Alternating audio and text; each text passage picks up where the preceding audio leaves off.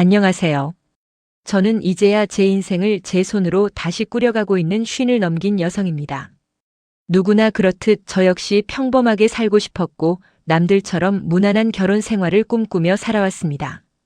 그런데 돌아보니 제 인생은 평범과는 거리가 먼 길을 걸어왔더라고요. 특히 결혼이라는 선택 하나로 사람의 삶이 이렇게까지 무너질 수 있다는 걸 저는 제 몸으로 겪고 나서야 알게 되었습니다. 지금은 모든 걸 정리하고 아이들과 함께 조용히 살고 있지만 불과 몇 년 전까지만 해도 저는 제 인생이 그렇게 끝나버릴 줄은 상상도 못했습니다. 그저 남편과 아이들 그리고 양가 부모님을 모두 챙기며 사는 것이 당연한 줄 알았고 그게 제 역할이라고 믿으며 살아왔으니까요. 저는 경상도에 있는 작은 공단 도시에서 태어났습니다. 아버지는 용접 일을 하셨고 어머니는 집에서 간단한 부업을 하시며 저와 남동생을 키우셨습니다. 집안 형편이 넉넉하진 않았지만 아버지는 늘 묵묵하게 일하셨고 어머니는 그런 아버지를 믿고 따르며 가정을 지키셨죠. 어린 시절 제 기억 속 아버지는 늘 기름 냄새가 배어있는 작업복을 입고 계셨지만 퇴근 후에는 꼭 제 머리를 쓰다듬어 주시던 따뜻한 분이셨습니다. 하지만 제가 고등학교에 들어갈 무렵 아버지의 공장이 갑작스럽게 문을 닫게 되면서 집안 형편이 크게 기울기 시작했습니다. 그때부터 저는 더 이상 부모님께 기대기보다 제가 먼저 현실을 받아들여야 했습니다. 대학 진학 대신 바로 취업을 선택했고 동네 작은 병원에서 간호조무사로 일을 시작했습니다. 어린 나이였지만 환자들을 돌보며 돈을 벌고 집에 보탤 수 있다는 사실 하나로 버텼습니다. 그렇게 몇 년을 일하다 보니 자연스럽게 집안의 중심은 제가 되어 있더라고요. 아버지는 재취업을 하셨지만 예전처럼 안정적이지 않았고 어머니는 몸이 점점 약해지기 시작했습니다. 저는 월급을 쪼개 생활비를 보태고 남동생 학비를 챙기며 하루하루를 버텨냈습니다. 힘들다는 생각보다는 내가 아니면 안 된다는 마음이 더 컸던 것 같습니다. 그런 제 삶에 한 남자가 들어온 건 32이 되던 해였습니다. 병원에 자주 드나들던 거래처 관계자로 처음 알게 된 사람이었는데 말수가 많지 않으면서도 책임감 있어 보이는 모습이 인상적이었습니다. 무엇보다 제 이야기를 별말 없이 끝까지 들어주는 태도에 저는 조금씩 마음을 열게 되었던 것 같습니다. 그 사람은 처음부터 저에게 과한 말을 하지 않았습니다. 대신 제가 지쳐 보일 때면 말없이 커피 한 잔을 건네거나 늦은 퇴근길에 차로 데려다주는 식으로 조용히 곁을 지켜주었습니다. 그런 모습이 제겐 참 크게 느껴졌습니다. 늘 누군가를 챙기기만 하던 제 삶에서 처음으로 기댈 수 있는 사람이 생긴 것 같았으니까요. 결국 저희는 1년 정도의 교제 끝에 결혼을 결심하게 되었습니다. 그때까지만 해도 저는 그 선택이 제 인생에서 가장 안정된 길이라고 믿었습니다. 시댁 역시 자영업으로 꽤 자리를 잡은 집안이라 경제적으로도 든든해 보였고 무엇보다 우리 며느리 고생 많이 했다며 따뜻하게 대해주시는 시어머니의 모습에 마음이 놓였거든요. 하지만 그 따뜻함이 오래가지 않을 거라는 건 결혼 후 얼마 지나지 않아 서서히 느끼기 시작했습니다. 처음에는 아주 사소한 것들이었습니다. 명절 준비를 할 때면 유독 저에게만 일이 몰린다든지 식탁에 앉으면 제 몫의 반찬이 애매하게 비어 있다든지 하는 말로 설명하기 어려운 불편함들이 반복되기 시작했습니다. 겉으로는 아무 문제 없는 것처럼 보이지만 속으로는 점점 숨이 막혀오는 그런 느낌이었습니다. 그래도 저는 애써 넘겼습니다. 결혼이라는 게 원래 이런 건가 싶었고 시간이 지나면 나아질 거라 믿고 싶었거든요. 무엇보다 남편만큼은 제 편일 거라고 생각했으니까요. 그런데 제가 그 믿음을 완전히 내려놓게 된 건 어느 날 시댁에서 들려온 한 통의 전화 때문이었습니다. 그날 이후 제 인생은 완전히 다른 방향으로 흘러가기 시작했습니다. 그 전화는 시어머니에게서 온 것이었습니다. 평소와 다르게 목소리가 한껏 들떠 있었는데 전화를 받자마자 제게 이렇게 말씀하시더라고요. 애미야, 우리 이번에 가족끼리 해외여행 가기로 했다. 너도 미리 알아두라고 전화한 거야. 순간 저는 잘못 들은 줄 알았습니다. 해외여행이라니요. 결혼하고 나서 단 한 번도 그런 이야기를 들어본 적이 없었거든요. 그래서 조심스럽게 되물었습니다. 어머님, 해외여행이요? 갑자기요? 그러자 시어머니는 아무렇지 않다는 듯 웃으며 말씀하셨습니다. 갑자기가 뭐가 갑자기야. 아버지가 이번에 장사도 잘 됐다고 기분도 좋고 해서 가족들 다 같이 한번 나가자고 하시더라고. 너네도 시간 맞춰. 그 말을 듣는 순간 제 머릿속이 복잡해졌습니다. 사실 그때 저희 집 상황은 그리 여유롭지 않았습니다. 남편은 사업을 확장한다고 여기저기 돈이 묶여 있었고 저는 병원에서 일하며 집안 살림과 아이들까지 챙기느라 늘 빠듯하게 살고 있었으니까요. 그래서 저는 조심스럽게 남편에게 물었습니다. 당신 해외여행 얘기 들었어? 우리 지금 상황에 괜찮은 거야? 그러자 남편은 별일 아니라는 듯 대수롭지 않게 말하더군요. 아, 그거? 아버지가 내시는 거야. 우리 돈 쓰는 거 아니니까 그냥 따라가면 돼. 그 말을 듣고 저는 그제야 안심했습니다. 시댁에서 비용을 부담한다면 오랜만에 아이들과 함께 바람 쐬는 것도 나쁘지 않겠다 싶었거든요. 그때까지만 해도 저는 그 여행이 제 인생을 뒤흔들 계기가 될 줄은 꿈에도 몰랐습니다. 그런데 여행 준비가 한창이던 어느 날 병원에서 일하던 중 아버지에게서 전화가 왔습니다. 평소에는 먼저 전화하시는 일이 거의 없던 분이라 순간 가슴이 철렁 내려앉았습니다. 아빠, 무슨 일이야? 수화기 너머로 들려온 아버지 목소리는 평소보다 한참 작고 힘이 없었습니다.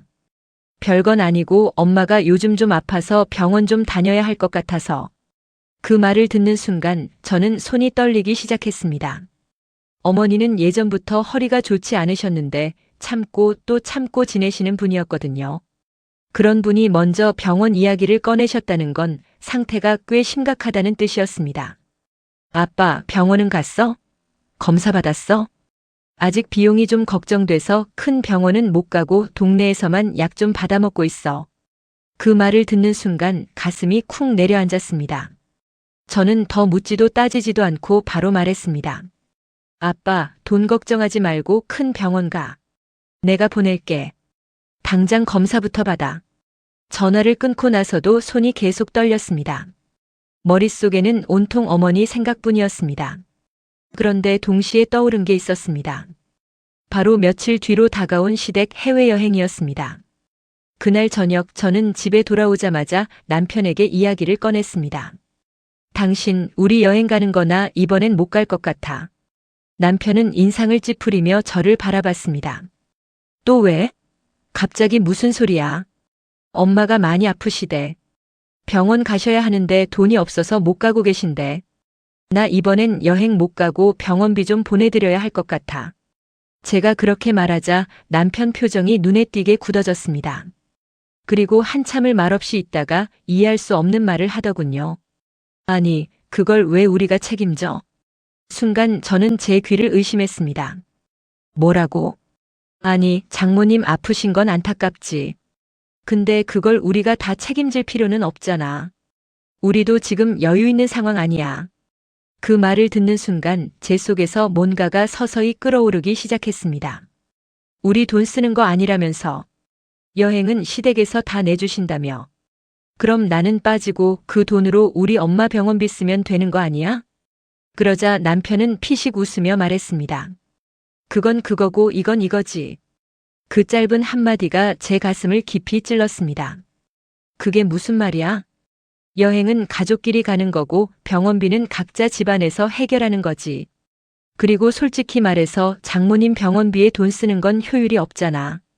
그 순간 제 귀에서 효율이라는 단어가 맴돌았습니다. 효율이요? 사람의 아픔과 생명을 두고 효율이라는 말을 하는 남편의 얼굴을 저는 한동안 제대로 바라볼 수가 없었습니다. 하지만 남편은 전혀 개의치 않는다는 듯 말을 이어갔습니다. 그리고 괜히 그런데 돈 쓰기 시작하면 끝도 없어. 병원비라는 게 한 번 들어가면 계속 들어가는 건데 우리가 그걸 다 감당할 수 있어?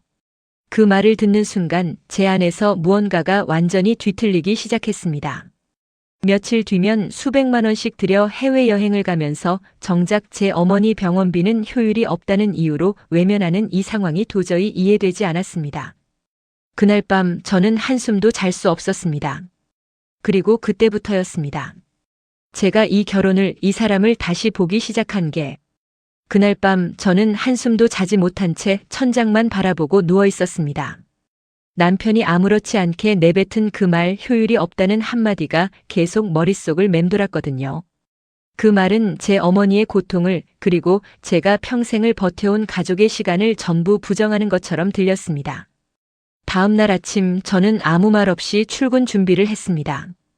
남편은 평소처럼 아무 일도 없다는 듯 행동했고 저는 그 모습이 더 낯설게 느껴지더군요. 더 이상 이 사람과 같은 기준으로 세상을 바라볼 수 없다는 생각이 들었습니다. 출근하자마자 저는 점심시간도 미루고 은행으로 향했습니다.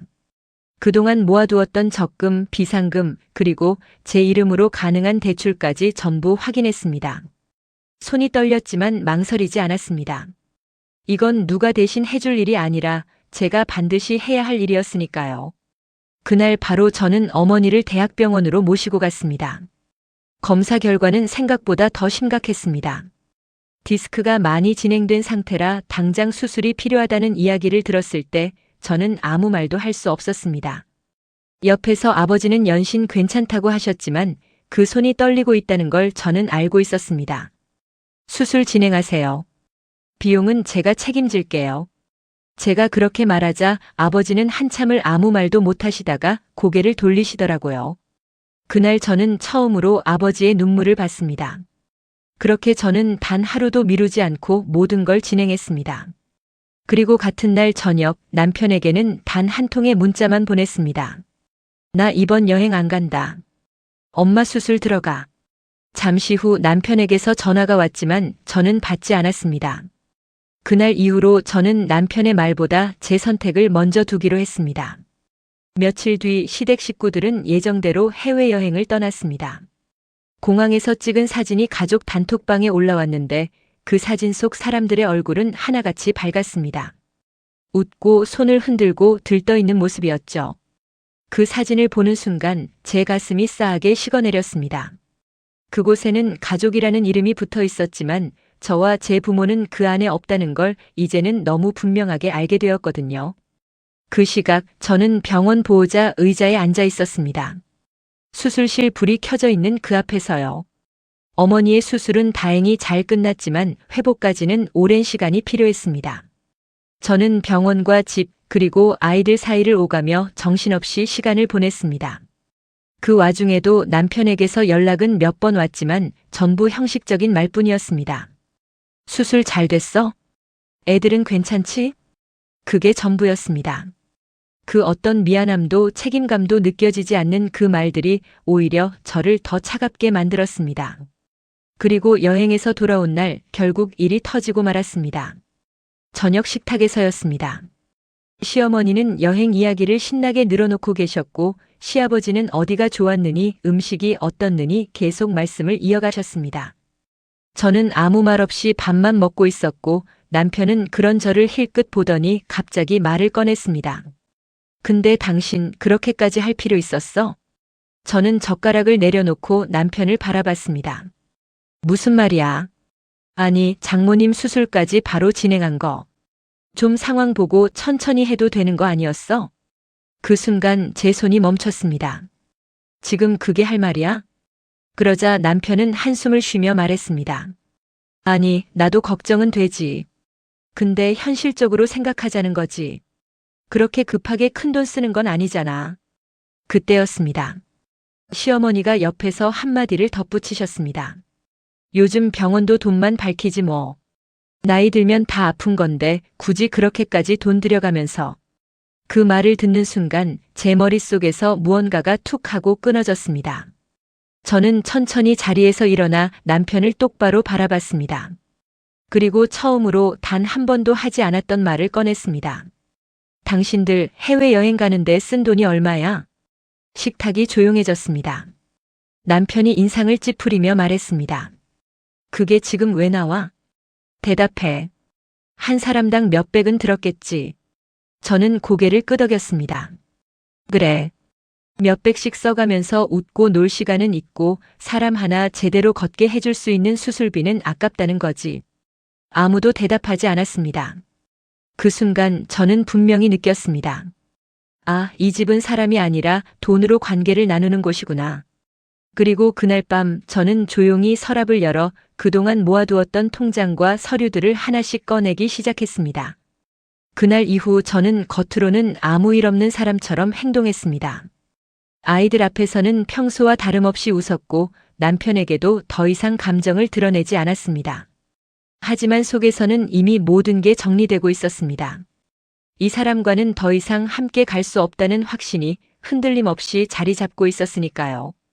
그 대신 저는 조용히 움직이기 시작했습니다. 제 통장 정리부터 했습니다.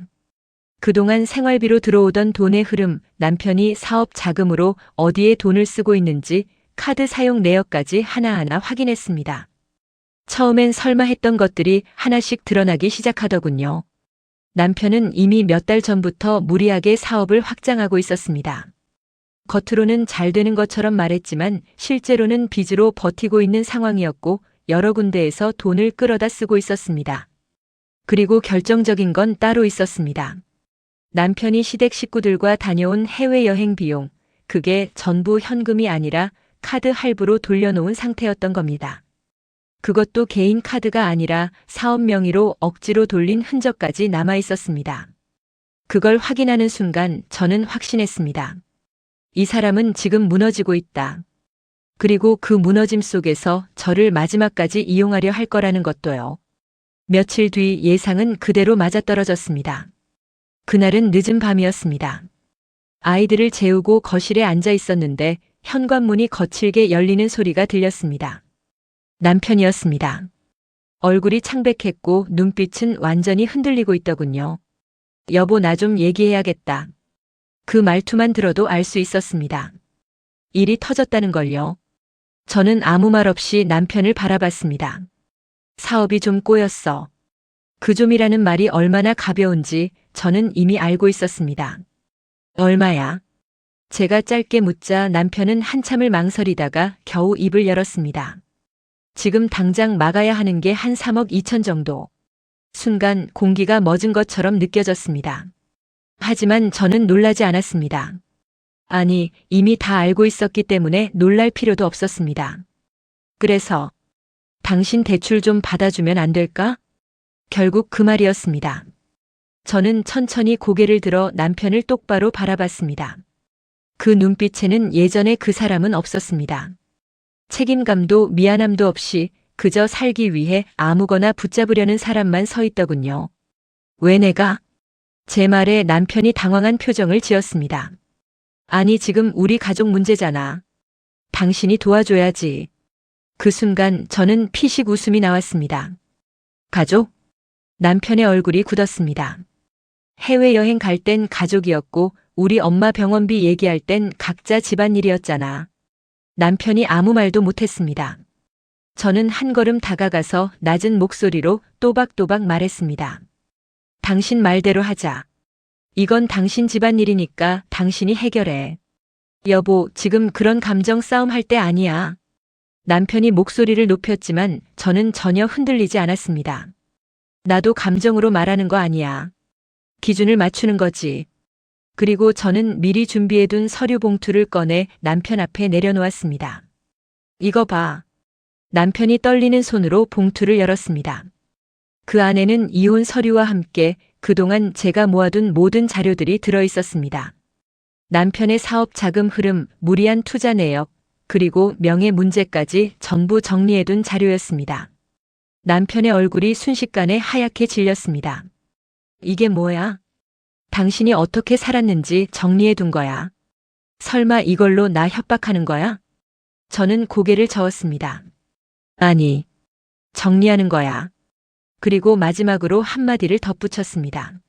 나 당신 인생 책임질 생각 없어. 그날 이후 모든 일은 빠르게 진행됐습니다. 남편은 결국 막지 못한 빚 때문에 사업이 무너졌고 여기저기서 압박이 들어오기 시작했습니다. 믿었던 사람들도 하나둘 등을 돌렸고 결국 혼자 남게 되었더군요. 시댁 역시 상황이 달라지자 태도가 완전히 바뀌었습니다.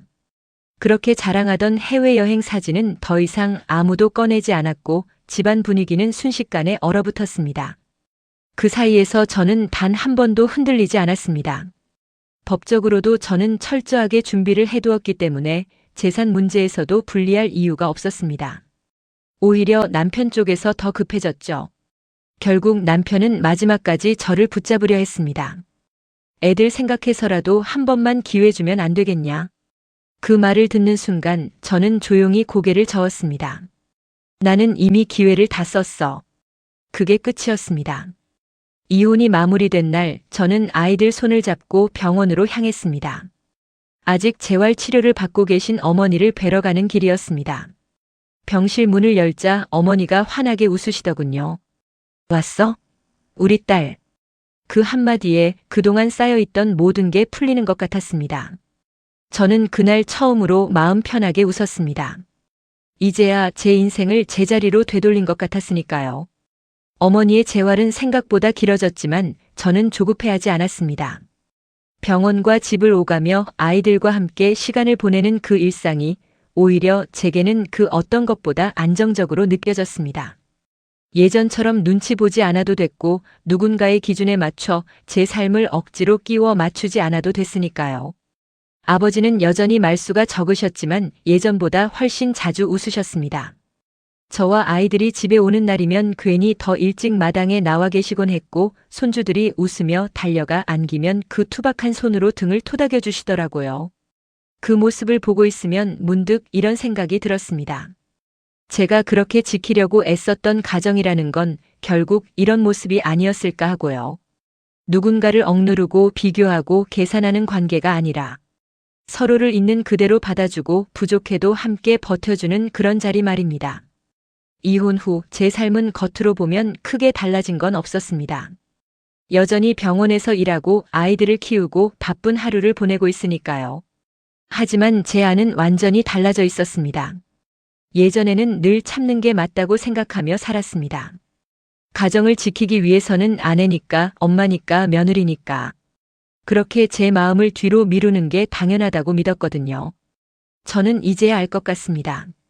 사람은 끝까지 참는다고 해서 관계가 나아지는 게 아니라는 걸요. 오히려 잘못된 관계일수록 더 빨리 멈춰야 한다는 걸 너무 늦게 배웠습니다. 저는 오랫동안 가정이라는 이름 아래서 제 자신을 깎아내리며 살았습니다.